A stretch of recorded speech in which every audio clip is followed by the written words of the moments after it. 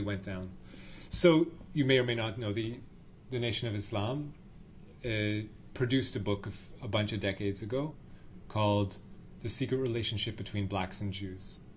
And it documented it says that it documents the history of Jewish involvement in the slave trade, and then goes on to say, Jewish involvement in the slave trade was massive, and they, like you said, are chief financiers or chief participants or leading participants. So I decided, to not just read what people I agree with say, but also people I don't necessarily agree with. Perhaps in the people who are the analogs to the Nation of Islam in the Jewish community are not my allies, right? But I think that what they have to say can't be dismissed outright if they did scholarship. So I wanted to judge it on its own merits. So I read that book that they wrote that was called Anti-Semitic. And what I found was, I did find some of the language to be offensive. I did find that it kind of exaggerated and went over the top and, built up a bit of a straw man and kind of elaborated to it, to an extent that I felt was unfair.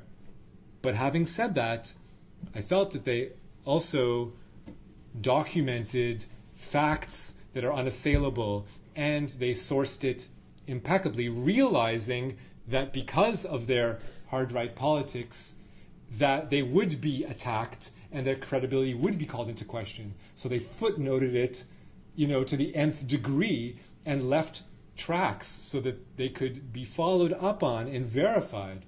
And I was not able to follow up on everything, but I was able to follow up on no small amount of the claims that they made in their books. And those are the stories that I've told you earlier when I spoke about that. Some of those were stories that I first found there, but then went to the original source just to make sure that they weren't quoting it out of context or inventing it all together. And sadly, those are truths that we have to face. We have a messy history, and we have to look at it honestly, accept it, acknowledge it, if we're to make amends for it. I also read the Anti-Defamation League's response, because I thought, okay, well, maybe they're just going to show me how the Nation of Islam book is bullshit and how it's all made up. And it was a joke. It's pathetic. It was so, I don't even want to start. The point is, it would not stand the most basic scrutiny. It was pathetic hack job. And I expected more from them, even from them.